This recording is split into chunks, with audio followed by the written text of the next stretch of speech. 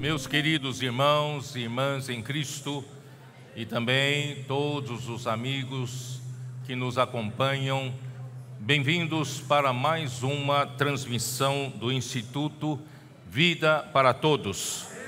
Estamos ainda dentro do tema geral, a edificação do corpo de Cristo, e estamos estudando o livro de Efésios de uma forma totalmente nova. E chegamos à mensagem de número 16, cujo título é Enchidos até a plenitude de Deus. A leitura da Bíblia, Efésios 3, versículos de 14 até 21. Louvamos ao Senhor por essa condução em que chegamos no livro de Mateus e entramos por Mateus para o livro de Efésios, onde nós recebemos a comissão que foi a mesma comissão que Deus deu a Cristo quando o ungiu, que é gerar a igreja e edificar a igreja. E no final de Mateus 28, ele nos incumbiu como a igreja dessa comissão ou dessa missão, que é edificar o corpo de Cristo. Então esse é o nosso foco. E o livro de Efésios, os capítulos 1 e 2, dessa vez nos fez entender, Deus nos fez entender que esses dois capítulos estão interligados. Capítulo 1 começa a falar da bênção espiritual nos lugares celestiais, que Deus Pai deseja nos abençoar.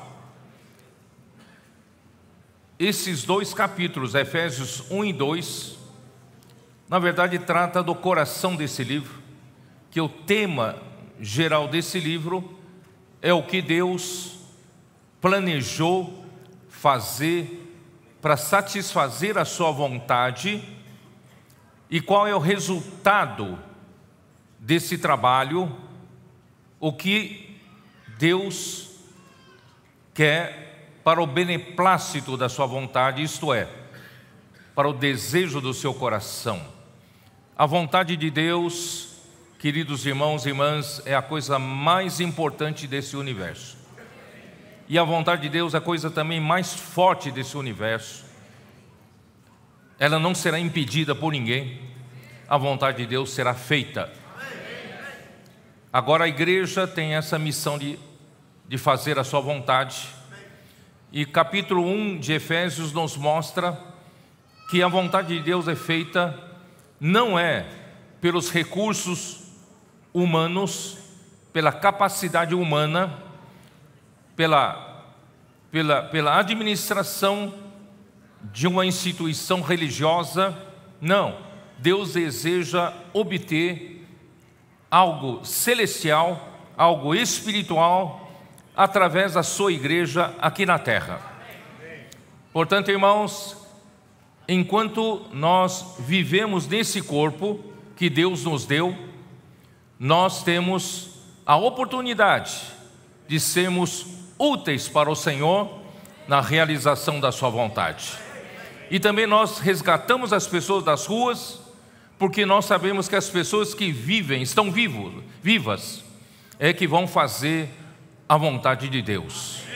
Porque a hora que esse corpo terminar o seu prazo de validade, não terá mais como Deus continuar fazendo o que Ele deseja fazer através de nós. Portanto, irmãos, vamos aproveitar enquanto nós estamos vivos para Deus fazer algo espiritual e celestial dentro de nós, algo que o ser humano não consegue fazer.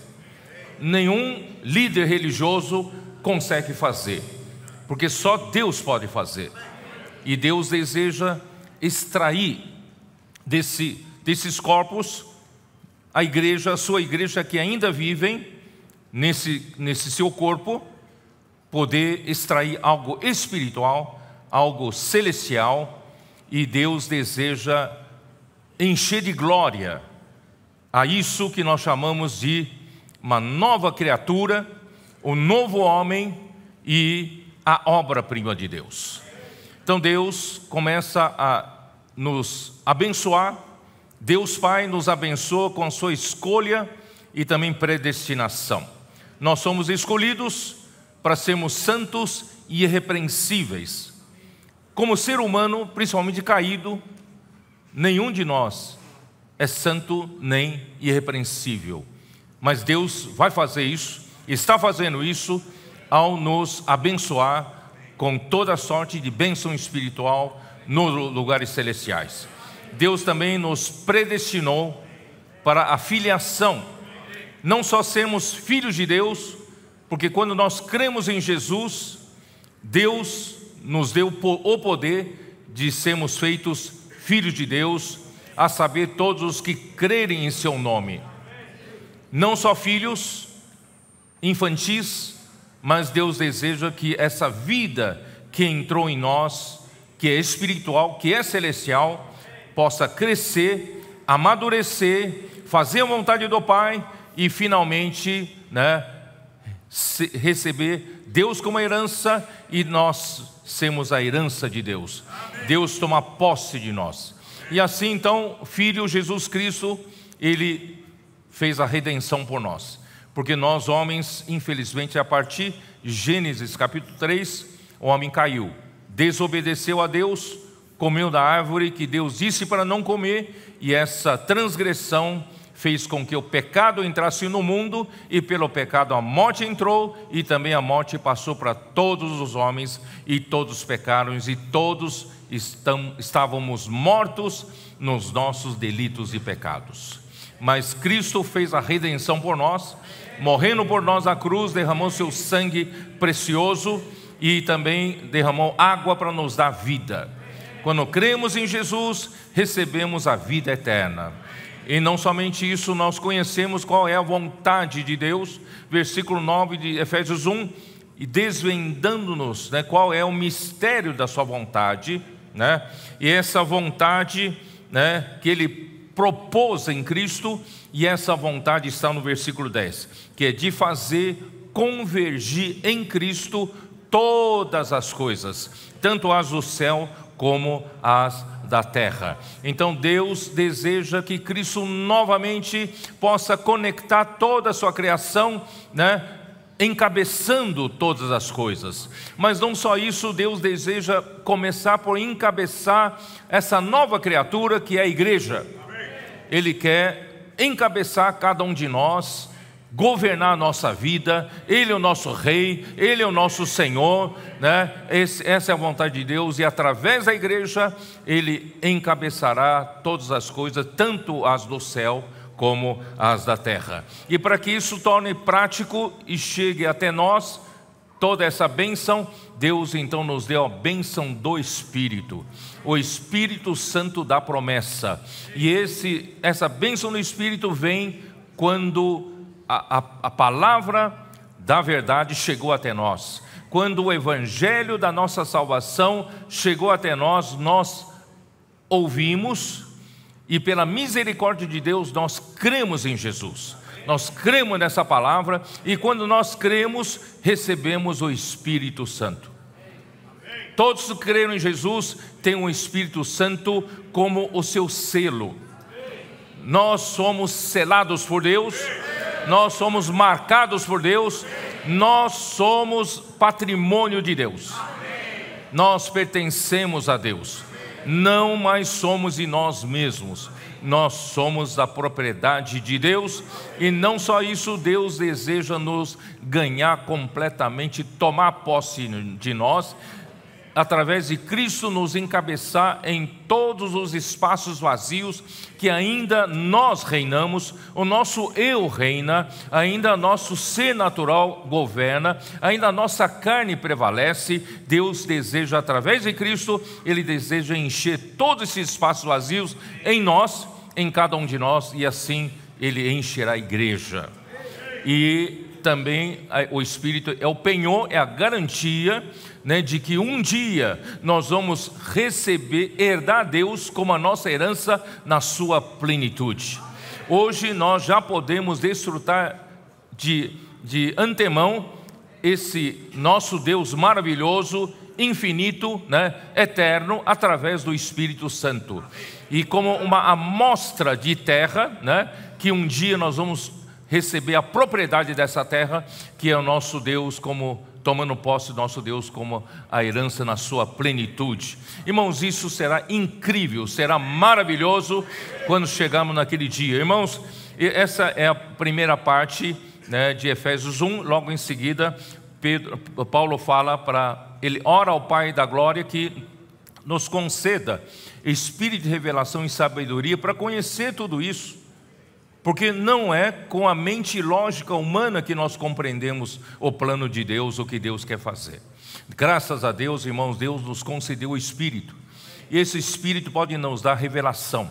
Esse Espírito pode nos dar sabedoria para saber, irmãos, qual é a esperança que Deus tem quando nos chamou. A esperança do nosso chamamento. E também qual é a riqueza da glória da sua herança nos santos. Quer dizer, Deus quer encher-nos da sua glória com Ele mesmo, para tomar posse de nós e fazer de nós a sua herança. Não é maravilhoso? E não só isso, nós precisamos ter a revelação por conhecer o poder, a suprema grandeza do poder de Deus para com os que cremos. O poder de Deus é enorme, está à disposição nossa pela fé.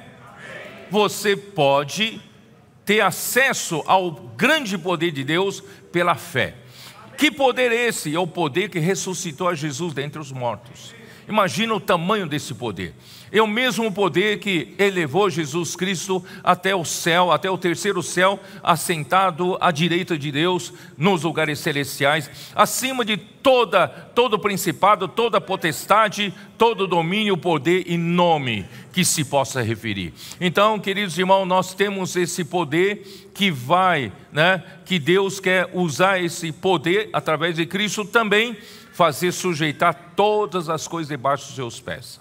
E para isso, então, Deus deu Cristo para a igreja, e através da igreja, que será o seu instrumento para isso, encabeçará todas as coisas por meio da igreja, e a igreja será a plenitude daquele que a tudo enche em todas as coisas. O universo todo vai ser enchido por Cristo, irmãos. Não haverá um espaço vazio. Se houver um espaço vazio, irmãos, entra criminalidade, não é isso? Entra outro governo, mas Deus deseja que Cristo governe todo o espaço, todos os espaços. Então Cristo é aquele que a tudo enche em todas as coisas. Aí, irmãos, a partir do capítulo 2 mostra que como Deus vai fazer isso com o homem. Esse homem está morto no seu delito e pecado. Esse homem, transgrediu contra Deus e fez com que o pecado entrasse, a morte entrasse, e todos morreram. Morreram. Não é morte física, morte espiritual. Nosso espírito está amortecido. Mas graças a Deus, irmãos, Deus, Ele nos deu vida. Nos deu vida como? Deus sendo rico em amor, grande amor com que nos amou, e no grande amor de Deus tem um recurso especial para alcançar pecadores, alcançar aqueles que estão na morte, aqueles que são já prontos para ser queimados no inferno, no lago de fogo. Mas a misericórdia foi lá e nos alcançou, e nos trouxe para a graça, e a graça nos salvou. Aleluia. Ele nos deu vida juntamente com Cristo. Quer dizer, quando Deus ressuscitou a Cristo dentre os mortos, e quando eu creio aqui, 2000 anos depois, quando eu creio em Jesus, eu fui ressuscitado com Ele 2000 anos atrás, porque eu fui unido com Ele na morte, e também ressuscitei com Ele 2000 anos atrás, quando eu criei. O fato aconteceu há 2000 anos. Por isso, irmãos, não é maravilhoso? Basta crer. Tudo isso então também acontece conosco. E no fim, o que Deus quer fazer, irmãos, é mostrar nos séculos vindouros a sua suprema riqueza da sua graça, em bondade para conosco. Irmãos, pela graça somos salvos, e no fim Deus quer fazer de nós uma obra-prima. Aqui fala, pois, versículo 10, capítulo 2, versículo 10, pois somos feitura dele, criados em Cristo Jesus para boas obras.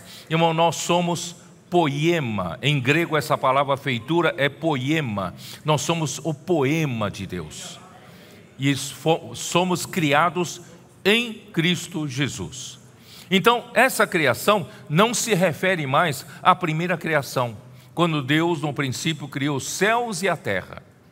Mas agora, essa criação, que é a igreja, ele vai a partir dos homens que já foram criados, não é isso? Nós não somos homens que já foram criados? A partir desses homens que já foram criados, Deus quer criar uma coisa nova. Mas uma coisa nova num outro plano, não mais no plano da criação, no plano físico. Deus quer criar algo no plano espiritual, algo celestial. Então Ele está criando uma nova criação, que é uma obra-prima.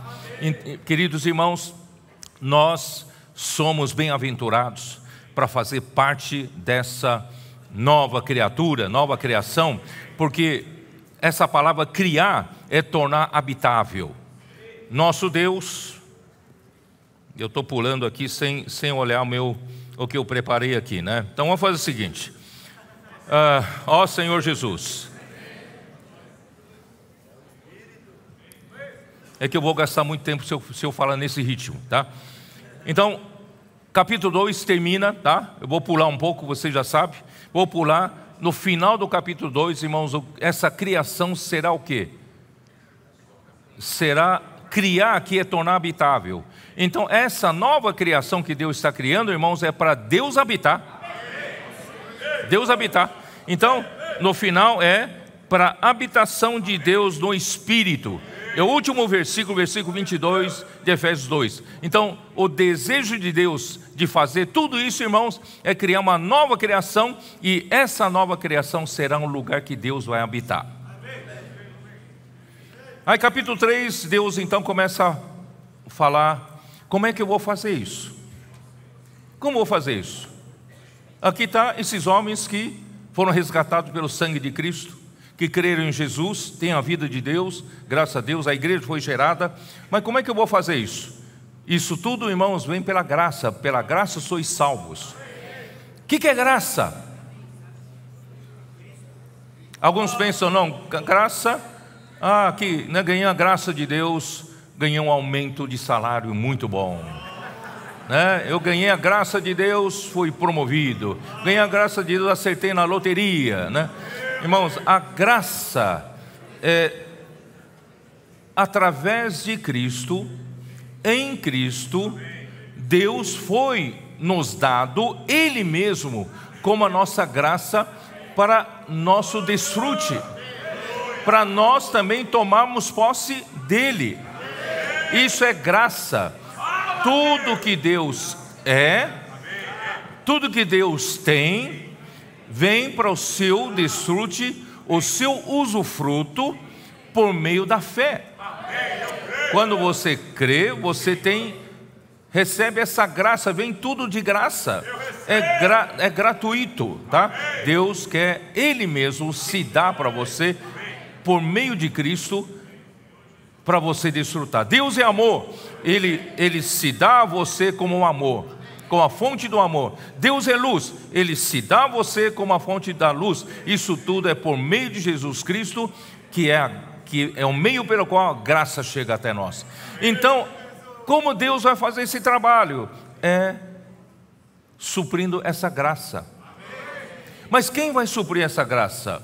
Aí capítulo 3 de Efésios, logo no começo, fala que Deus então usa os seus dispensadores. Eu chamo de dispensador, eu gosto de usar essa palavra dispensador, é uma palavra mais direta para dizer aquele que recebe e dispensa ou que distribui. Eu gosto dessa palavra.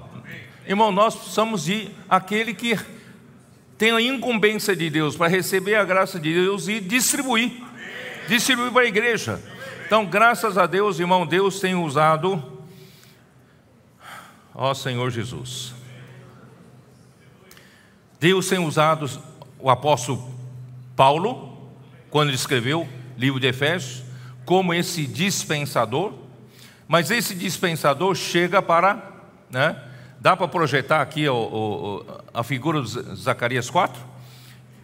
Aqui, já está aqui, Então vocês veem que aqui tem as duas oliveiras. Zacarias 4 mostra essa visão. Temos duas oliveiras e temos nas duas oliveiras 2 raminhos lá em cima que suprem o azeite, Zacarias 4 chama de azeite dourado. Esse azeite dourado, irmãos, é o Espírito em forma da palavra dispensada, tá? Dourado porque tem natureza de Deus, natureza de ouro, tá? Então, irmãos, ali nós temos 2 raminhos e derramam-se nos 2 bicos de ouro. Esses 2 bicos de ouro então representam, por exemplo, no caso, o apóstolo Paulo. O apóstolo Paulo é o dispensador na sua época, no seu tempo. Deus revelava a ele e ele então dispensava a graça de Deus, através da palavra da revelação. Mas o azeite que é dispensado por ele, azeite dourado, não vai direto para as lâmpadas do candelabro. Vocês estão percebendo? O azeite dourado que é dispensado por ele cai numa vasilha. E essa vasilha, vocês estão enxergando? Essa vasilha eu chamei na mensagem passada de centro de distribuição. CD, centro de distribuição. E o centro de distribuição, irmãos, são os servos de Deus, que recebem com amor reverente essa palavra e dispensa a igreja, Esse princípio está em Apocalipse 1. Dá uma olhada, Apocalipse 1. Senhor Jesus, Deus é maravilhoso, Deus é muito coerente, na sua palavra, Apocalipse capítulo 1. Olha só o versículo 1, só o versículo 1. Revelação de Jesus Cristo, que Deus lhe deu para mostrar aos seus servos as coisas que em breve devem acontecer, e que ele, enviando por intermédio do seu anjo, notificou ao seu servo João. Vocês perceberam que Deus quer dar revelação, quer suprir a graça, quer suprir o azeite dourado a um grupo de servos. Esse grupo de servos, irmãos, é o CD, é o centro de distribuição que eles vão distribuir para a igreja, tá? Só que ele entregou essa revelação para João. Então os bicos de ouro aqui representariam João. João, aquele que recebe a revelação e dispensa para esse grupo de servos. E esse grupo de servos recebe com amor reverente, imergem na palavra, mergulham na palavra, entram no encargo da palavra e dispensam para a igreja. E é esse azeite que mantém as lâmpadas acesas. As igrejas estão com testemunho vivo, aceso, é por causa desses distribuidores que mantêm, essas lâmpadas acesas com a palavra, Todo o tempo o Senhor vem derramando a sua palavra e vamos suprindo a igreja com a palavra, vamos suprindo com combustível, e isso vai, a lâmpada vai estar sempre acesa. Isso mantém a igreja, irmãos, na sua vitalidade, isso mantém a igreja, irmãos, cumprindo a vontade de Deus, fazendo com que essa igreja possa crescer, né, até para ser a habitação de Deus no Espírito. Só que aí, voltando, né, para capítulo 3, né, depois, eu não tenho mais tempo para falar muito, eu vou começar a mensagem de hoje a partir do versículo 14, né, versículo 14. Por esta causa me ponho de joelhos diante do Pai, de quem toma o nome toda a família, tanto no céu como sobre a terra. Irmãos, por essa causa. Por que causa? No versículo 1 desse mesmo capítulo também começa por essa causa. Então, que causa é esta? Eu quero que vocês entendam que essa causa que Paulo se refere está em Efésios 1 e 2. É por causa do encargo de Deus, do plano de Deus, da execução de Deus, o que Deus quer obter como resultado, o lugar de habitação no Espírito, é que Deus, então, 3:1, ele manda dispensadores. E agora também por essa mesma causa, versículo 14, ele manda o quê? Ele diz assim: por essa causa me ponho de joelhos, e quem toma o nome, toda a família, tanto as do céu, sobre a terra. Agora Paulo se dirige para a igreja. Vocês entenderam? No versículo 1 de capítulo 3, ele se dirige aos dispensadores. E agora ele se dirige à igreja. Como a igreja deve receber essa graça? Qual é a nossa condição, qual é a nossa atitude para com esse dispensar da graça de Deus, tá? Então vamos lá. Por essa causa, Paulo, né? Então, assim, ele fala da necessidade, né? Ele mostra que há necessidade de preparar a igreja para receber essas riquezas. Mas por que ele aqui fala de quem toma o nome toda a família, tanto no céu como sobre a terra? Qual é o motivo de Paulo quando se dirige à igreja para preparar a igreja para receber essa graça? Ele fala que sobre a família. Essa palavra família é pátria em grego, significa a linhagem, né? Que retrocede a algum progenitor, algum originador, algum pai, né? Fala a respeito da ascendência. Então, no céu, irmãos, quando fala no céu, Deus é o Criador, Ele é a origem, Ele é o Criador e origem de todos os seres angelicais. É ou não é? Deus criou todos os seres angelicais no céu. Tá? Isso você pode ver Jó 1:6, que ele chama de filhos, né? Jó 1:6, os anjos. Jó 1:6. Num dia em que os filhos de Deus vieram apresentar-se perante o Senhor, veio também Satanás entre eles. Esses filhos de Deus, irmãos, são os seres angelicais. Quando fala filho, então, aqui diz o Pai. Deus é o Pai que criou eles. Deus é o Pai que originou eles, tá? Isso pode indicar que se os povos pagãos que rejeitaram Deus e consideram alguns seres angelicais como seus deuses, tá? Realmente naquele tempo do Antigo Testamento, todas as nações, exceto Israel, adoravam ídolos. Eram adoradores de ídolos, porque eles rejeitaram a Deus e passaram a contar com a ajuda sobrenatural dos seres angelicais.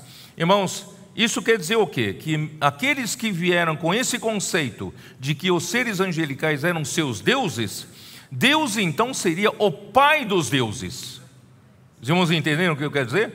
Por isso é de quem toma toda a família, né? Aquele que tem autoridade sobre todos. Então não é melhor adorar quem manda, quem tem autoridade sobre todos, né? Então, irmãos, ele é o pai da família, tanto no céu como na terra. E sobre a terra, Deus é o Criador e origem de todas as famílias da terra. Lucas 3:38.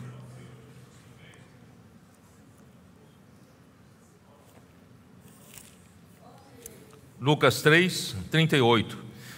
Cainã, filho de Enos, Enos, filho de Sete, e este, filho de Adão, filho de Deus. Aqui chama Adão, filho de Deus. Vocês estão entendendo? Então, pai, ele é pai de todos os seres humanos.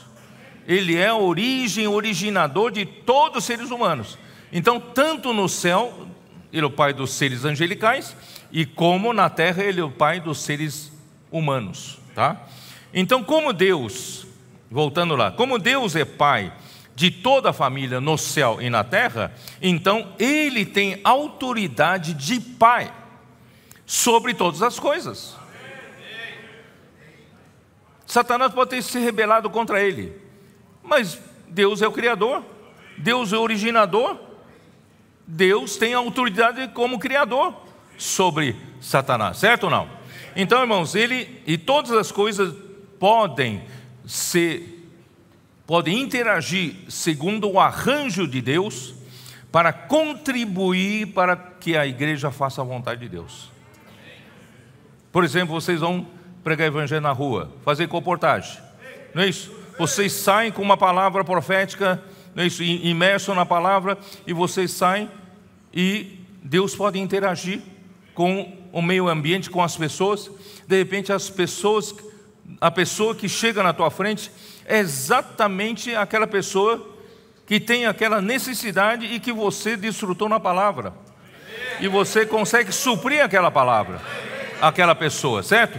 Então isso quer dizer o quê? Deus, ele é capaz de fazer arranjo, ele pode fazer a interação de todas as coisas para fazer a sua vontade, tá? Então qual é o objetivo, irmão? Vamos voltar lá. Ó Senhor Jesus, versículo 16: para que segundo a riqueza da sua glória vos conceda que sejais fortalecidos com poder mediante o seu Espírito no homem interior. Irmãos, qual é o objetivo então de Paulo ter dito isso? Paulo falou assim: eu vou preparar a igreja. Para preparar a igreja para receber essa graça, a igreja precisa estar fortalecida. Fortalecida com o quê? Com poder, mediante o seu Espírito no homem interior, tá? Vamos lá, aqui diz assim, mas eu quero primeiro explicar, segundo a riqueza da sua glória. A palavra glória, todos entendem como a glória de Deus, não é isso? Um resplendor, uma luz, não é isso? Uma coisa brilhante, a glória. Irmãos, a glória não é só isso. A glória, irmãos, é próprio Deus, Pai. Eu vou ler alguns versículos, você vai conseguir entender. E essa glória, queridos irmãos, impressionante, essa glória tem força. Essa glória atua em nós. Essa glória nos fortalece, tá? Então vamos lá. Colossenses 1:11.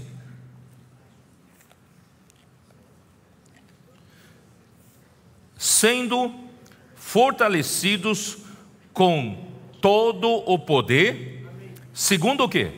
Segundo a força da sua glória. Irmãos, a glória de Deus é próprio Deus e atua com força. Deus é um Deus poderoso, Ele tem poder. Mas para Ele realizar um trabalho em nós, Ele precisa usar força.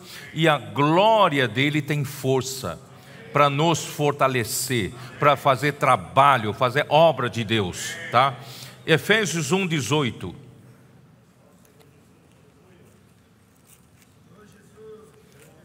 Você vai mudar, isso vai mudar o seu conceito quanto à glória de Deus, tá? Efésios 1:18.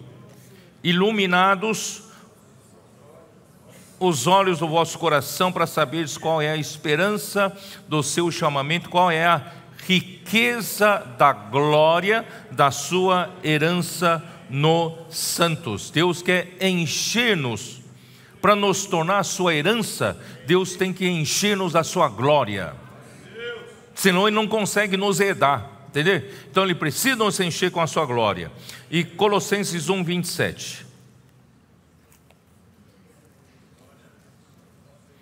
Aos quais Deus quis dar a conhecer qual seja a riqueza da glória desse mistério entre os gentios, isto é, Cristo em vós, a esperança da glória. O que Deus quer fazer, irmãos, é fazer encher-nos de glória.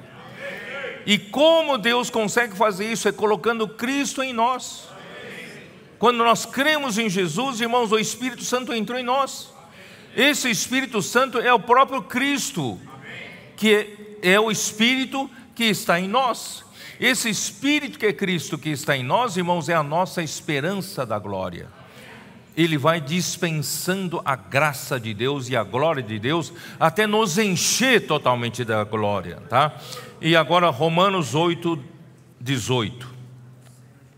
Romanos 8, 18.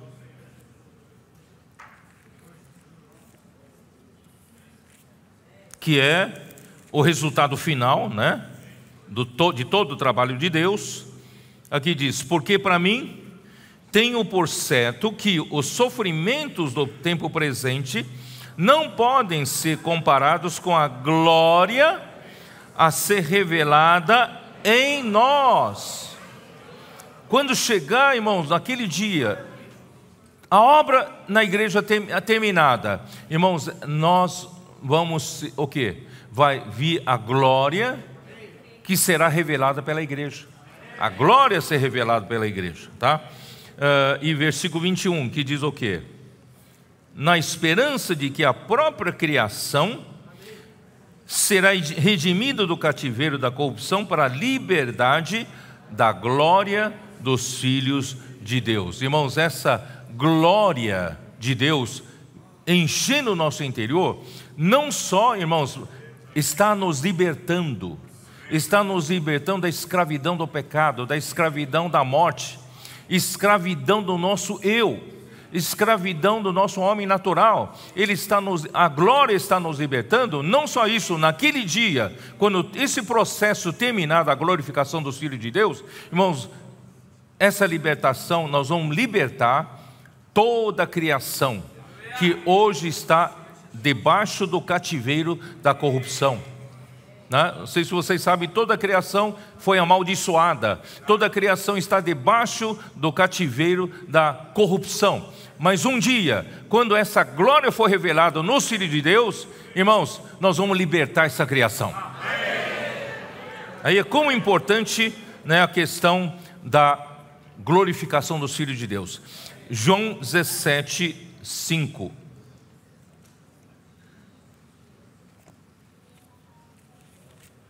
João 17, 5 mostra quem é a glória, né? Versículo 5 diz assim: e agora, Pai, o Filho falando para o Pai, Cristo falando para o Pai: Pai, glorifica-me, ó Pai, contigo mesmo, com a glória que eu tive junto de Ti antes que houvesse o mundo. Quer dizer, o Filho, antes da criação, da fundação do mundo, o Filho vivia na glória do Pai.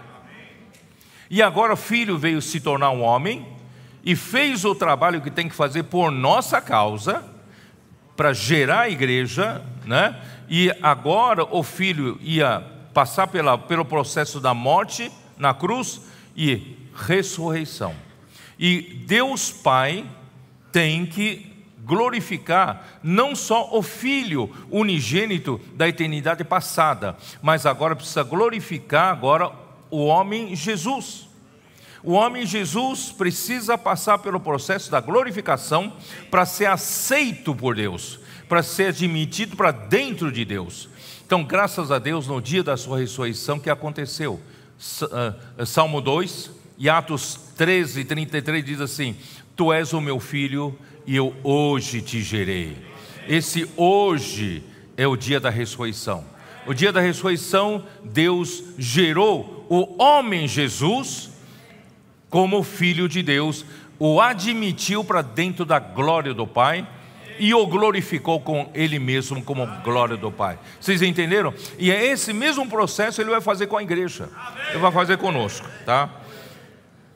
E capítulo 17 ainda de João, né? Qual é o resultado da glória, trabalho da glória em nós, irmãos, é a unidade. Capítulo 17, versículo 21. A fim de que todos sejam um, como és tu, ó Pai, em mim, e eu em ti, também sejam eles em nós, para que o mundo creia que tu me enviaste. Eu lhes tenho transmitido a glória. Jesus Cristo tem transmitido a glória para nós, para a igreja. A glória que me tens dado, a glória só Pai tem. A glória que me tens dado, para que sejam um, como nós o somos. O trabalho da glória, irmãos, é nos tornar um. Amém. A nossa unidade é graças ao resultado do trabalho da glória de Deus. Amém. Versículo 23. E eu neles, e tu em mim, a fim de que sejam aperfeiçoados na unidade. Irmãos, sem a unidade da igreja, não há edificação. Sem a edificação, sem a unidade, não há paz. Se não há paz, Deus não pode descansar. Deus não pode fazer da igreja o seu lugar de habitação no Espírito. Por isso, irmãos, como é importante o trabalho da glória, tá? Senhor Jesus. Então a glória, irmãos, é o próprio Pai que nos foi dado na bênção espiritual, nos lugares celestiais. Recebemos o próprio Pai como a glória, cuja função é nos fortalecer e edificar um lugar de habitação para Deus no Espírito, tá? Então vamos voltar lá. Fortalecido com o poder mediante o seu Espírito no homem interior. Irmão, quem é o homem interior? Quem sabe quem é o homem interior?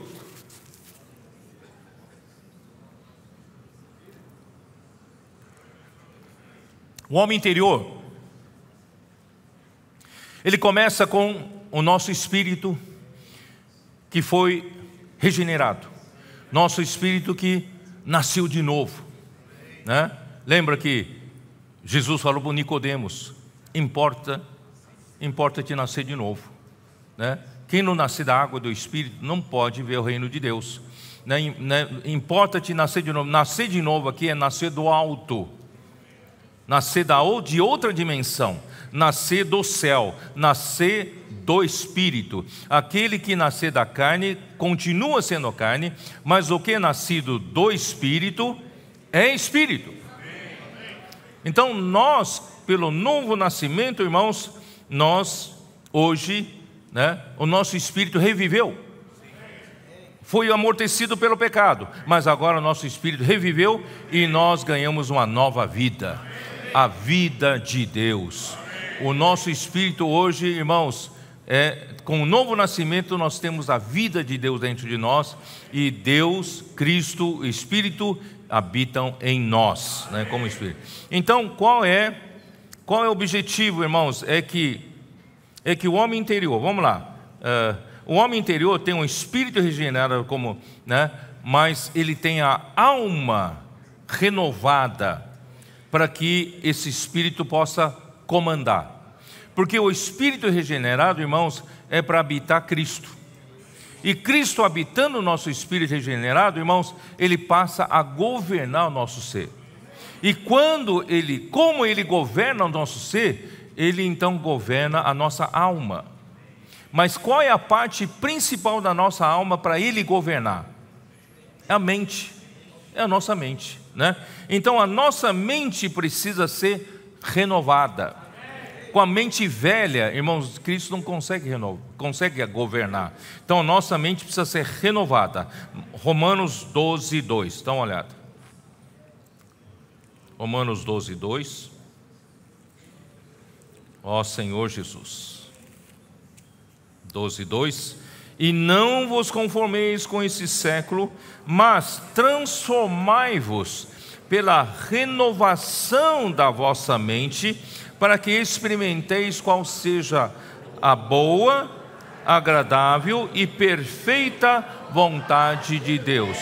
Se nós queremos, como a igreja, fazer a vontade de Deus, aliás, nós estamos aqui para isso. Estamos aqui para satisfazer o Pai. Estamos aqui para fazer a vontade do Pai, né? Então, se eu quero fazer a vontade do Pai, irmãos, eu preciso primeiro renovar minha mente.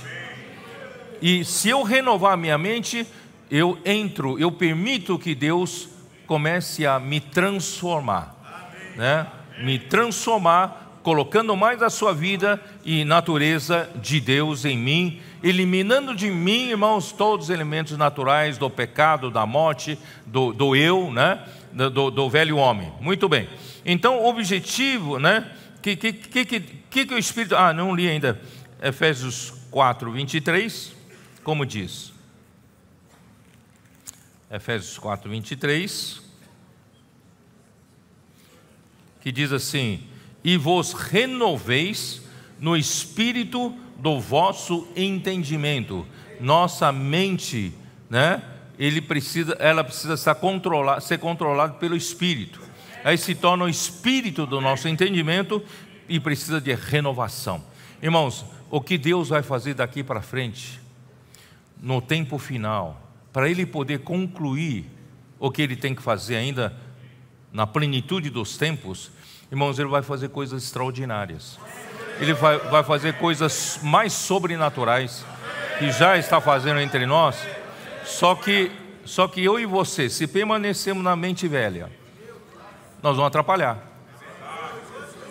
Nós vamos criar obstáculos, impedimentos para Deus fazer as coisas. Por isso, irmãos, precisamos, conforme, né, o andar da carruagem, né, que o Espírito está atuando entre nós, irmão, vamos renovar nossa mente, né, para poder o Espírito ter liberdade de fazer e nos usar para ir para frente, tá?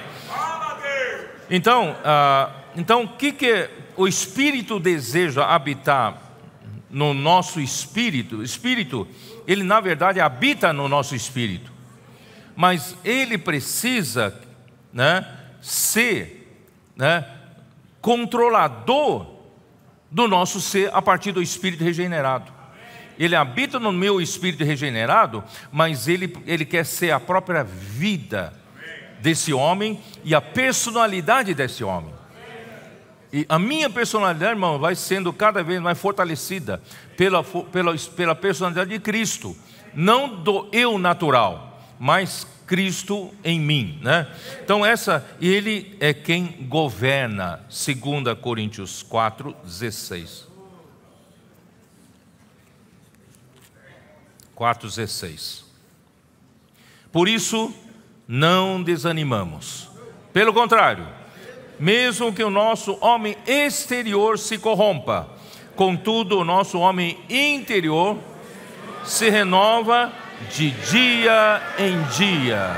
Nosso espírito, nosso homem interior, irmãos, está se renovando. Ainda que os anos passam, né? A idade vem, eu vou ficando mais velho. Mas, irmãos, o homem interior se renova.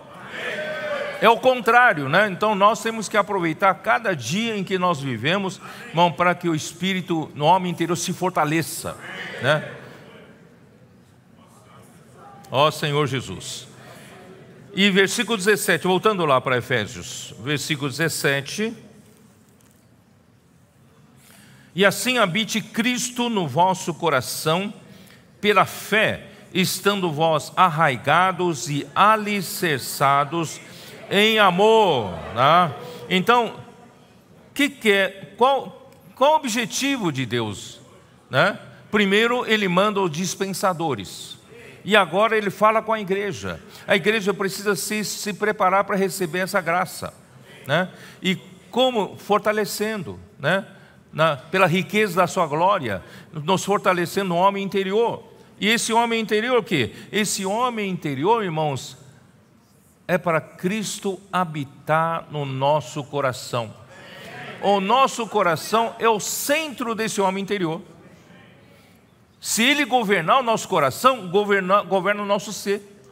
Entendeu? E Cristo precisa habitar, irmão, precisa habitar no nosso coração. O coração, quem sabe, o coração é formado pelas 3 partes da alma. Vocês sabem que a alma, ela é feita de 3 partes: mente, emoção e a vontade, né? Essas são as 3 partes da nossa alma. A mente lidera, a emoção acompanha e a vontade decide, faz deliberações, tá? Mas essas três partes da alma, mais uma parte do espírito chamada consciência. Consciência é a parte que liga o nosso órgão espírito humano com a alma. Quem faz essa ligação, essa conexão, né, com a alma do nosso espírito humano é a consciência. Então a consciência junto com as três partes da alma formam o coração. Então o coração, irmãos, quem toma o coração toma o nosso ser. Então Cristo quer tomar o nosso coração. Cristo quer habitar no nosso coração, né?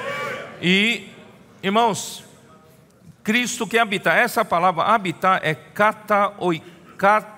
katoikel.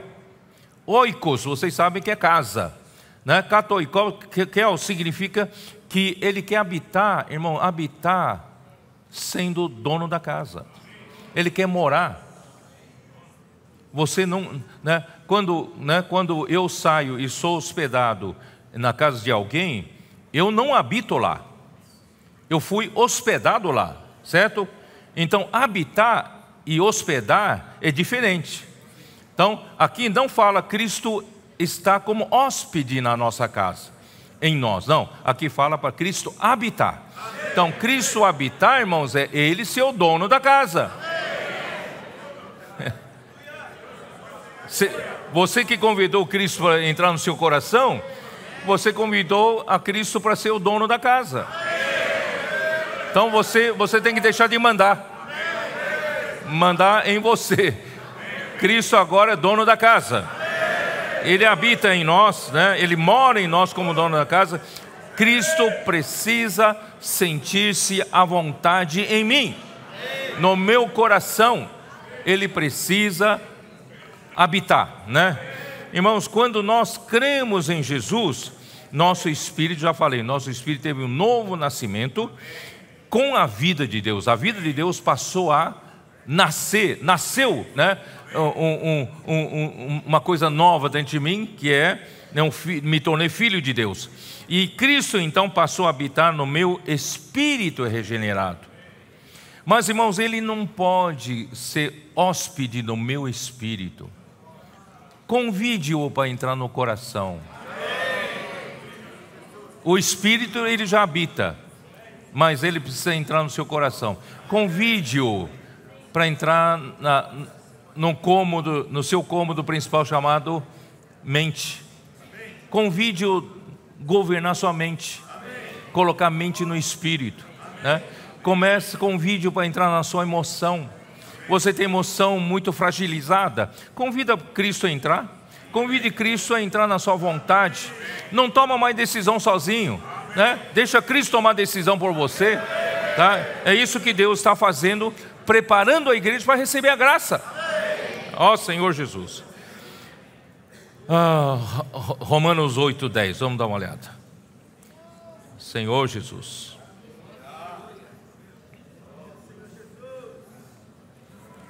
Romanos 8:10. Se porém Cristo está em vós, o corpo na verdade está morto por causa do pecado, mas o espírito é vida por causa da justiça. Quando Cristo está em nós, irmãos, até o meu espírito regenerado ganha vida. Vocês entenderam? Então vamos convidar Cristo para entrar em nosso coração e governar o nosso ser, tá? Então, se Romanos 8, versículo 5, porque os que se inclinam para a carne cogitam das coisas da carne, mas os que se inclinam para o Espírito, das coisas do Espírito. Então vocês veem que para convidar Cristo para entrar na minha alma, a parte que é líder, vai deixar ou não vai deixar, irmãos, é a minha mente. A mente. Cristo quer entrar e fazer morada na sua casa, mas a sua mente é um problema. Então, coloque a sua mente, irmãos, se você colocar a sua mente na carne, você vai receber, né? Versículo 6, porque o pendor da carne dá para a morte, mas o pendor do Espírito para a vida e paz. Se você disser, não, eu quero continuar vivendo na carne, do jeito que eu sempre vivi, então você vai experimentar a morte. Mas se a partir de hoje você inclinar sua mente para o Espírito, que é Cristo, você vai ter vida e paz. A sua vida muda radicalmente. Você passa a viver com vida de Deus e paz. Você terá paz, né? Ó Senhor Jesus. Por isso, o pendor da carne é inimizade contra Deus, pois não está sujeita à lei de Deus, nem mesmo pode estar. Portanto, os que estão na carne não podem agradar a Deus. Vós, porém, não estáis na carne, mas no Espírito, se de fato o Espírito de Deus habita em vós. E se alguém não tem o Espírito de Cristo, esse tal não é dele. Irmãos, vamos convidar Cristo a entrar em nosso coração. Mas como convidar? A sua mente. A sua mente não incline, não coloque sua mente na carne. Coloque a sua mente sobre o Espírito. Cristo vai governar todo o seu ser. Então, irmãos, o coração é o centro do homem interior. Se Cristo ali habitar, Ele terá controle de todo o nosso ser, tá? Aí a importância da fé.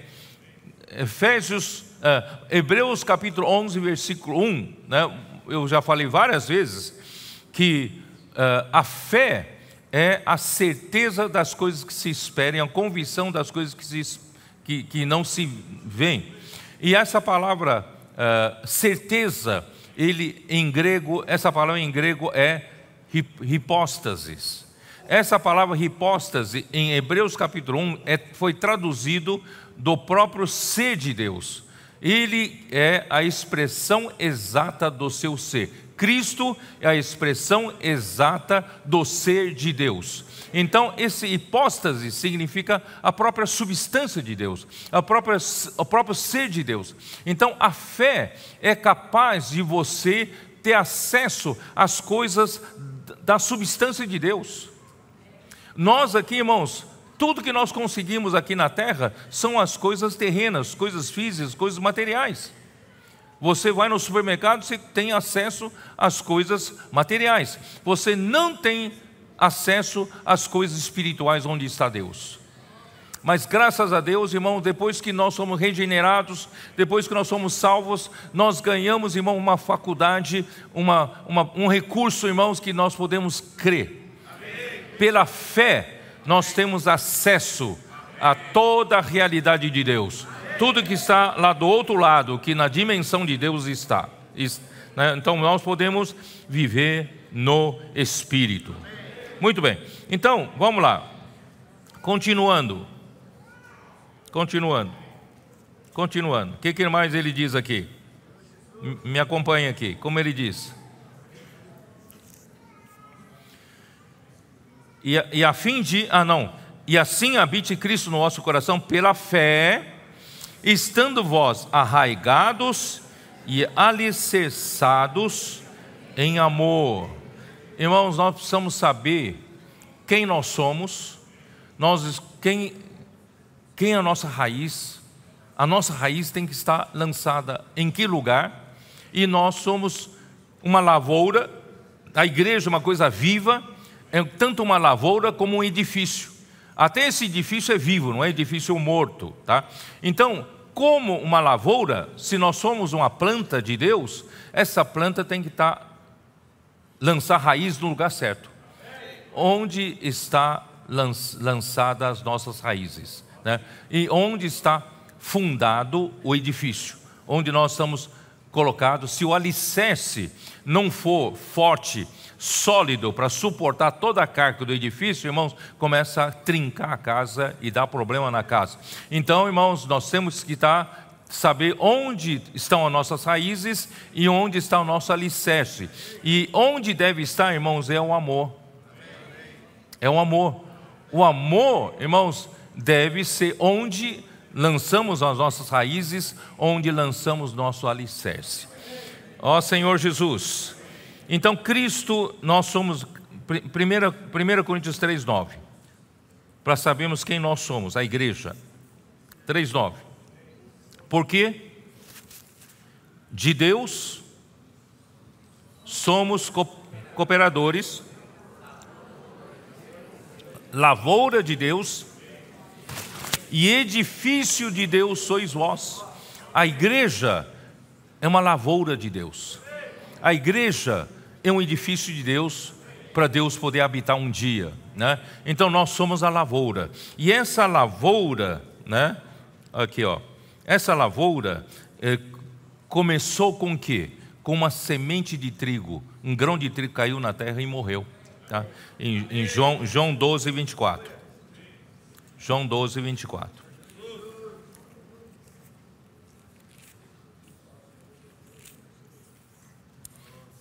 Em verdade vos digo, se o grão de trigo caindo na terra, aqui se refere a Jesus Cristo veio à terra. Ele caiu na terra, se ele não morrer, fica ele só. Se um grão vier aqui cair na terra e não morrer, o grão fica o grão, né? Mas se o grão morrer, produz muito fruto. Aí cresce uma planta e produz muito fruto. Nosso Senhor Jesus Cristo plantou essa semente. E a igreja é resultado dessa semente. Nós somos a lavoura de Deus. É o grão de trigo que veio aqui na terra, morreu e cresceu e produziu muitos grãos aqui, né? E João 15, dá uma olhada em João 15. Senhor Jesus. Versículo 1. Eu sou a videira verdadeira, e meu Pai é o agricultor. Todo ramo que estando em mim não der fruto, ele o corta, e todo que dá fruto limpa, para que produza muito fruto ainda, né? Eu vou lá para versículo 5. Eu sou a videira, vós os ramos. Quem permanece em mim e eu nele, esse dá muito fruto, porque sem mim nada podeis fazer. Irmãos, a igreja é essa videira verdadeira, né? Porque Cristo é a videira verdadeira, nós somos os ramos. Mas eu desafio vocês a separar a videira do ramo. Até onde vai o ramo, onde vira a videira? Irmãos, é uma coisa só, não é isso? Nós somos os ramos dessa videira. Então Cristo, né, nos produziu como ramos da videira, estamos ligados nele, né? Se permanecemos nisso, né? Se permanecemos nessa videira, isso vai dar muito fruto. É isso, sem a videira nós nada podemos fazer. Outra vez eu quero dizer, irmão, não é obra humana que Deus quer produzir. É obra que só Deus pode fazer. Só Cristo pode fazer. Só que vocês prestaram atenção, quem é o solo? Quem é a terra dessa videira? Quem supre a água? Quem supre o ar? Quem supre a luz solar? É o Pai. O Pai é o agricultor. Isso está no versículo 1. Então, irmãos, o Pai supre tudo que essa planta precisa. O Pai é a fonte do amor.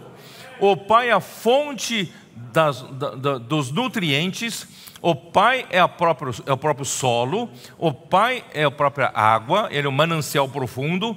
Ele é o ar que oxigena a planta. Ele também é a luz solar. Quer dizer, o Pai supre tudo que essa planta precisa.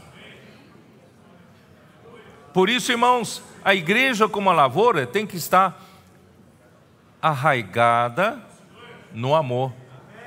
E Deus é amor. Deus é agricultor e Deus na sua essência é amor. E a igreja, irmãos, precisa crescer essas raízes lançadas no amor. E também alicerçados em amor. Como edifício, irmão, nós precisamos, né, crescer em tudo, né, naquele que é o cabeça, tá? Então, Efésios 2:20, dá uma olhada. Efésios 2:20.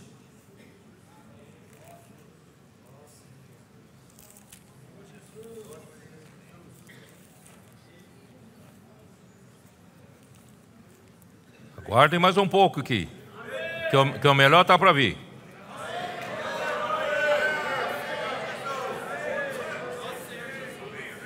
Versículo 20 diz assim: edificados sobre o fundamento dos apóstolos e profetas, mas sendo Ele mesmo, Cristo Jesus, a pedra angular.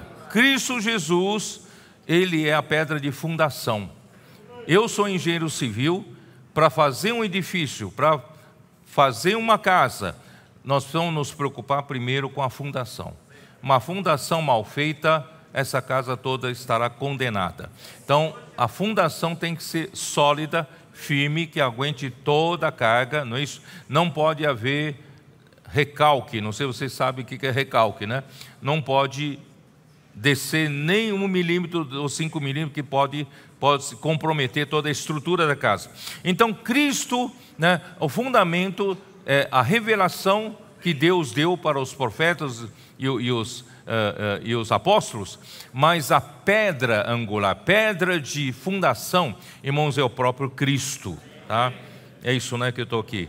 Bem ajustado, né, bem ajustado, cresce para santuário dedicado ao Senhor. Quer dizer, esse edifício cresce, esse edifício é vivo. O único edifício, irmão, nesse universo que é vivo, que é a igreja é uma coisa viva.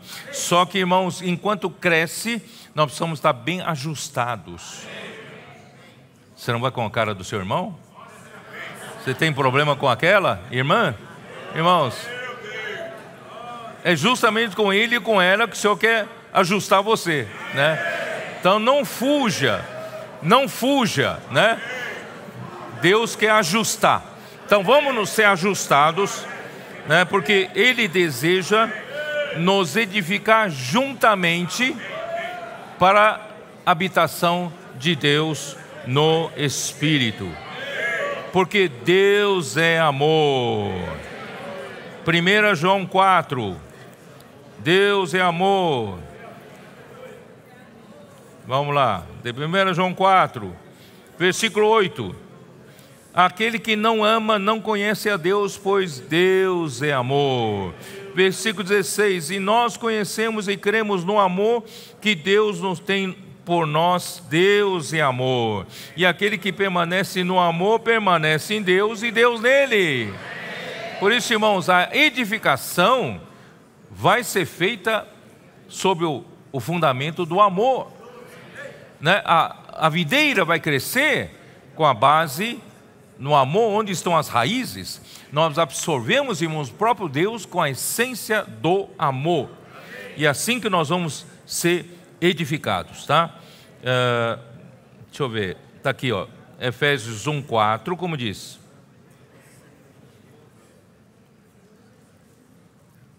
Efésios 1:4. Não tem jeito, você não vai fugir não você tem que estar junto com os irmãos, tá? Tem algum problema com alguém? Deus vai dar um jeito, tá? Capítulo 1, versículo 4. Assim como nos escolheu nele antes da fundação do mundo para sermos santos e irrepreensíveis perante ele, e em amor nos predestinou. Irmão, tudo a base é amor, né? Ele nos predestinou para a filiação, mas ele vai fazer esse trabalho com a base no amor, tá?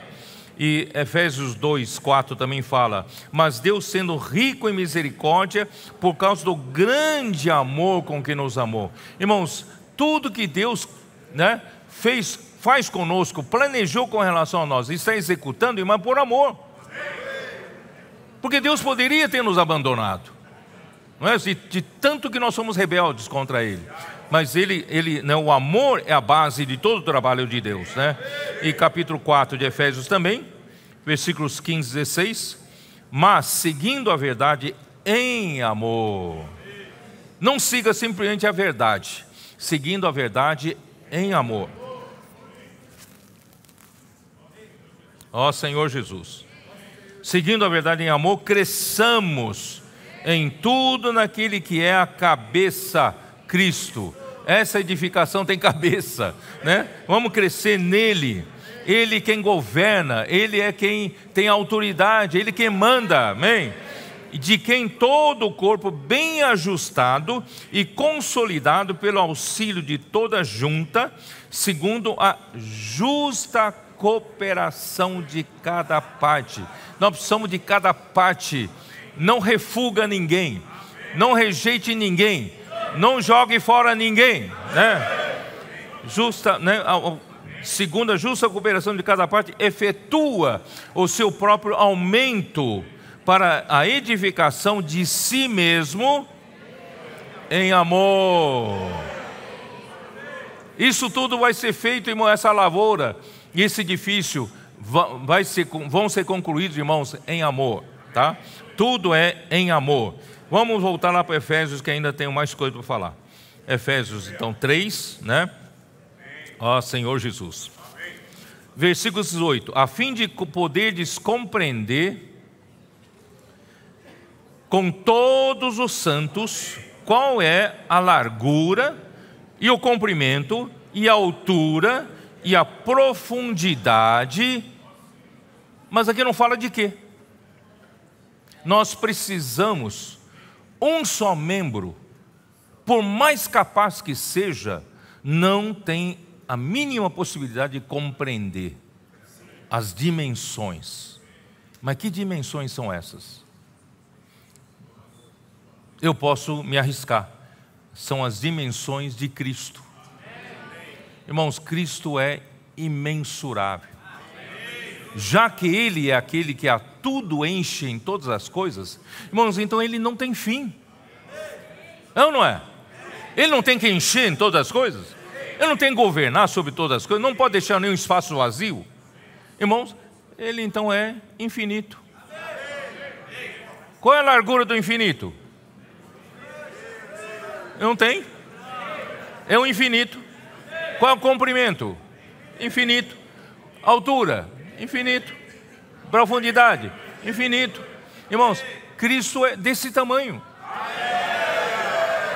E alguns interpretam isso como o amor de Cristo, porque logo no versículo seguinte fala do amor de Cristo. Também pode ser, irmãos, porque Cristo e o amor de Cristo se confundem. O amor de Cristo, irmão, também é imensurável, porque é a própria essência de Cristo, porque Deus é amor. Então, irmãos, nós não temos como, irmãos, um só membro não tem como ter noção dessas dimensões. Nós precisamos compreender com todos os santos.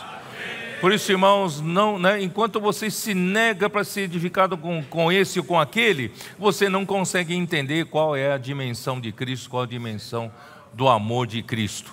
Mas nós precisamos nos ceder, né, para que Deus possa nos fazer um com o corpo, um com os irmãos, e nós vamos de fato compreender, né, as dimensões de Cristo.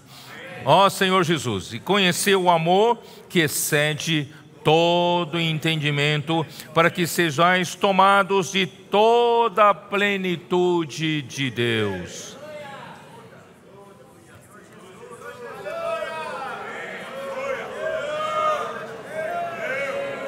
Irmãos, eu vou falar tem duas interpretações. Uma interpretação em que as dimensões faladas aqui, né, no versículo 18, refere-se ao amor de Cristo. E eu disse hoje para vocês, pode ser o próprio Cristo. São as dimensões de Cristo, tá? E existem outros autores que diz que Paulo se referia à imagem do templo, tá? Que está em Efésios 2, dá uma olhada, Efésios 2, versículos, né, 20 a 22, né? Edificados sobre o fundamento dos apóstolos e profetas, sendo Ele mesmo, Cristo Jesus, a pedra angular, no qual todo edifício bem ajustado cresce para o santuário. Esse santuário aqui, irmãos, é o templo, refere-se ao templo, principalmente, irmão, quando fala em santuário, refere-se ao lugar santíssimo e lugar santo, tá? Refere-se ao templo, e no qual também vós juntamente estáis edificados para a habitação de Deus no Espírito. Então, alguns interpretam que Paulo está falando das dimensões, né, dimensões do templo. Por quê? Porque as dimensões do templo, eu vou ler aqui. A imagem do templo mencionada em Efésios 2, 18 a 22, com as proporções cúbicas, volume, com as proporções cúbicas perfeitas do lugar santíssimo do Antigo Testamento, né? Aqui tem uma proporção, tá? Que é proporções perfeitas de volume. Então a igreja, aí agora, isso aqui é uma interpretação. Eu vou usar essa interpretação para dizer o seguinte, irmãos, a igreja é a realidade desse templo, não é? Esse templo do Antigo Testamento, né, ele é uma sombra, e a igreja é o verdadeiro templo de Deus. Esse templo de Deus, irmãos, a qual é o seu corpo, e o corpo de Cristo, irmãos, se confunde com o próprio Cristo. 1 Coríntios, dá uma olhada em 1 Coríntios 12.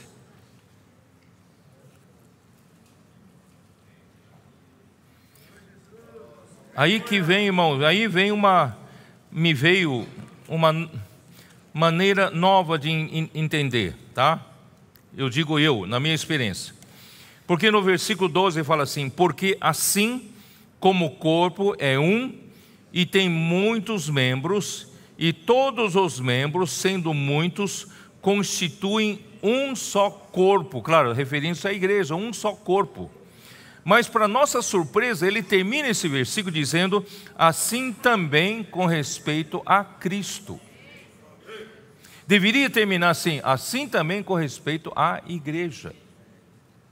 Por isso, irmãos, eu sempre tive um conceito de que a igreja é uma coisa menor que Cristo, em termos de dimensões, porque Cristo é Cristo. Cristo, né, ele vai usar a igreja para encher todas as coisas, mas a igreja vai ser uma parte desse enchimento, né?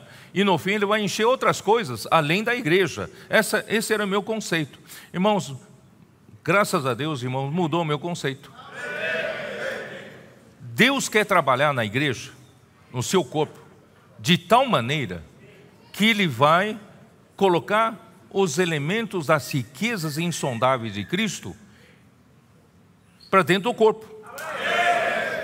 Ele quer encher cada vazio de cada membro. É ou não é? Eu ainda tenho minha mente natural, ainda tem uma parte da minha emoção natural. Então Deus quer encher essa parte, não é, com riquezas insondáveis de Cristo, para fazer o quê? Para tomar posse. É ou não é? Então quando Ele tomar posse de você, tomar posse de mim, tomar posse de todos os membros, o que vai resultar? Quando Cristo conseguir encher todos os espaços na igreja, em mim, em você e tal, o que vai ter? Você vai ver no fim, vai ver o Cristo. O corpo de Cristo, irmãos, você vai ver Cristo. Cristo encheu a igreja em todas as partes. Esse é o desejo de Deus. Aí, irmão, me veio agora uma nova compreensão, que essas dimensões infinitas também se referem a nós, irmãos. Nós preenchidos por Cristo.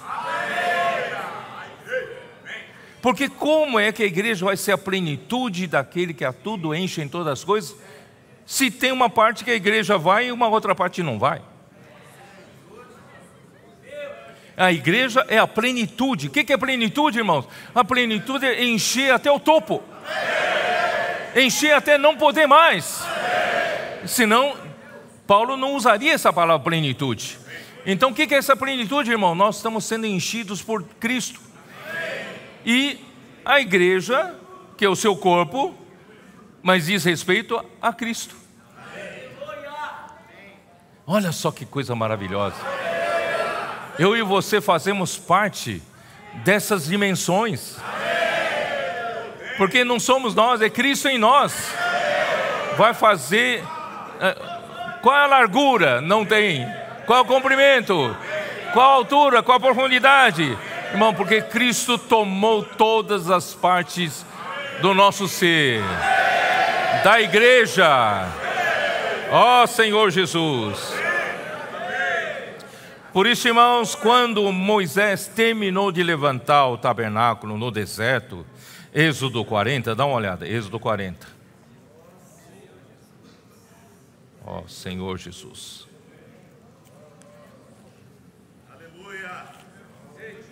Êxodo 40, versículo 34. Ó Senhor Jesus. Quando terminou a construção do templo, então a nuvem...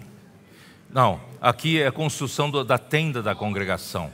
Aqui é a construção do tabernáculo, né? Então, a nuvem cobriu a tenda da congregação e a glória do Senhor encheu o tabernáculo. Moisés não podia entrar na tenda da congregação porque a nuvem permanecia sobre ela e a glória do Senhor enchia o tabernáculo. Irmãos, a nuvem representa Deus, a presença de Deus e a glória. Irmãos, aí também, né? Segundo Crônicas 5, quando o templo terminou, né? Segundo Crônicas, capítulo 5, versículo 13.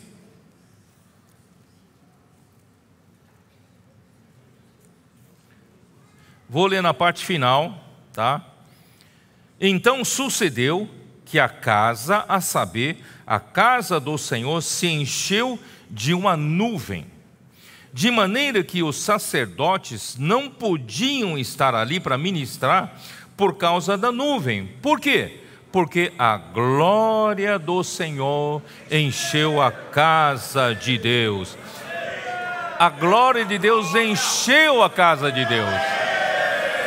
E no Novo Testamento a casa de Deus somos nós, a igreja, né? E aí no capítulo 7, versículos 1 e 2. Tendo Salomão acabado de orar, desceu fogo do céu e consumiu o holocausto e os sacrifícios, a glória do Senhor encheu a casa. Os sacerdotes não podiam entrar na casa do Senhor, porque a glória do Senhor tinha enchido a casa do Senhor. A igreja é a plenitude daquele que a tudo enche em todas as coisas. Que glorioso, irmãos, no final da obra de Deus, nós vamos fazer parte, irmãos, inclusive das dimensões de Cristo.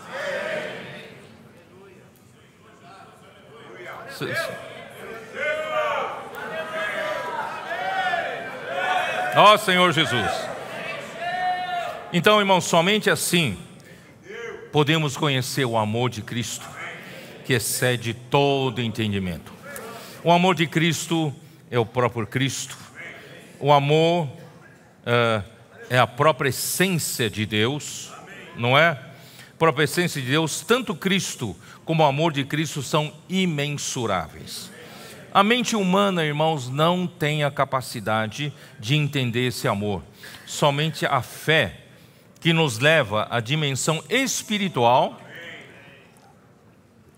é capaz de nos revelar. Porque a sua compreensão completa é no corpo, juntamente com todos os santos. Não, né? Qual é o objetivo, irmãos? É o objetivo para sermos em... Vamos lá. Efésios 4, Efésios 3, né? Aqui diz... Onde estou? E conhecer o amor de Cristo que excede todo entendimento, para que sejais tomados de toda a plenitude de Deus. Irmãos, essa palavra tomados de toda a plenitude de Deus não é a melhor tradução, né? Eu fui pesquisar no Vincent, não sei se vocês conhecem, no Vincent, né? Ele diz assim, a melhor tradução para tomados de toda a plenitude de Deus, a melhor tradução é enchidos até. Enchidos até, ele diz assim, enchidos até a medida de, enchidos até ao padrão de, tá? Então, irmãos, Deus deseja nos encher com Cristo.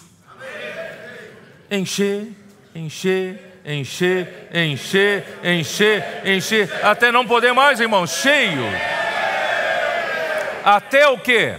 Até a plenitude de Deus. Então, Cristo que está sendo enchido para dentro de nós é o próprio Deus. Nós vamos ser enchidos até a própria plenitude de Deus. Irmão, eu me sinto tão honrado. Esse homem, irmão, esse homem que foi criado, né, do pó da terra, pelo sopro do Deus eterno, no fim, irmão, Deus quer encher. Eu fazer parte dessa criatura que Deus quer encher, encher, encher. No fim, irmão, nós somos o quê? A plenitude de Deus. Eu não sei explicar mais do que isso. Vocês vão ter que pedir para o Senhor, né? Eu só sei que eu tô ficando louco. Vem. Hoje, capítulo 3 de Efésios, versículo 8, diz assim: a mim, o menor de todos os santos, me foi dada esta graça de pregar o evangelho das insondáveis riquezas de Cristo. Irmãos, Ele quer nos encher. Essas riquezas insondáveis de Cristo são para nos encher, encher, encher, encher, até a plenitude de Deus, né? Ó Senhor Jesus.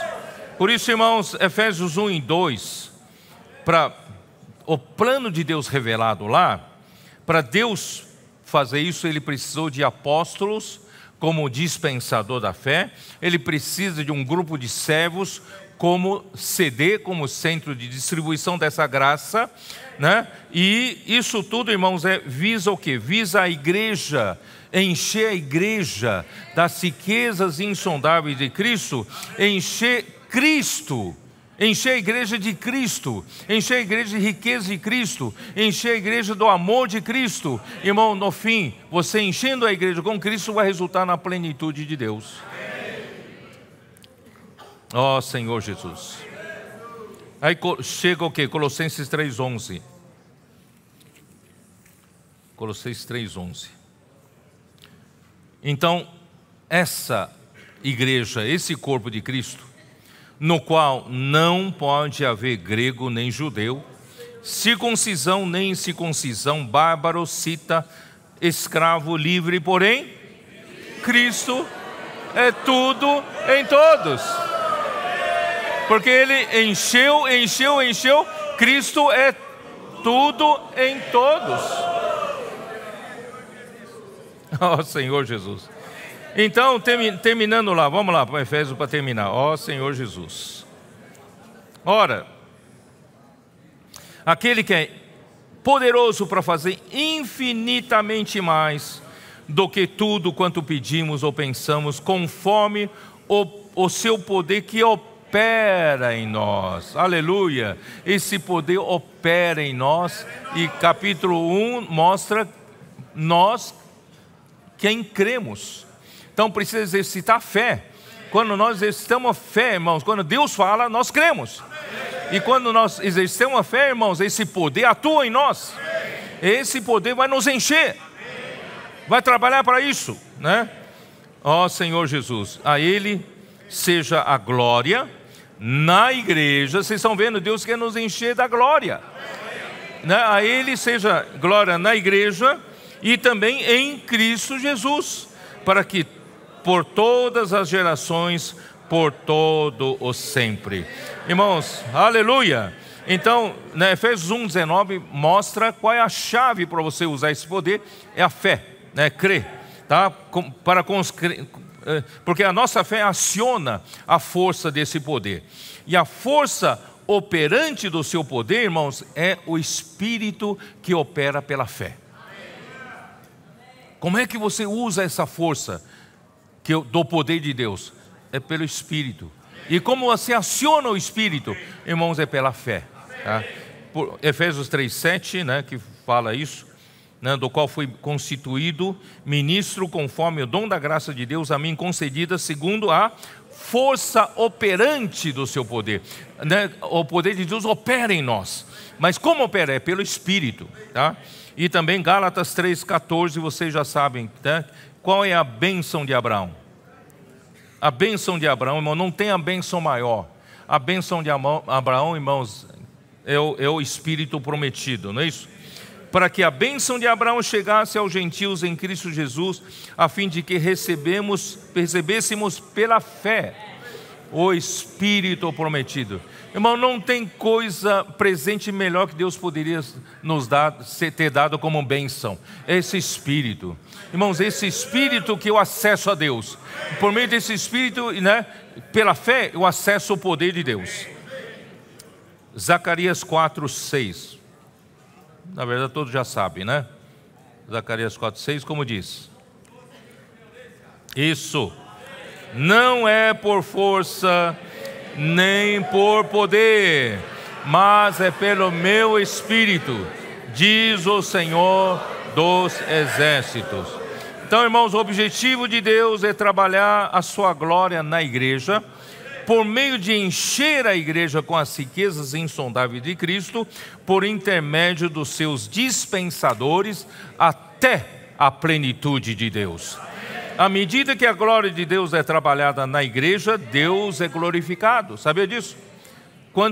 Enquanto Deus trabalha a sua glória na igreja, Deus é glorificado, porque a obra dele está sendo feita, né?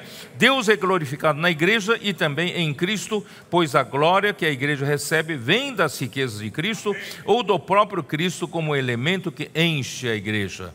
No fim, irmãos, é por todas as gerações, para todos sempre. Amém.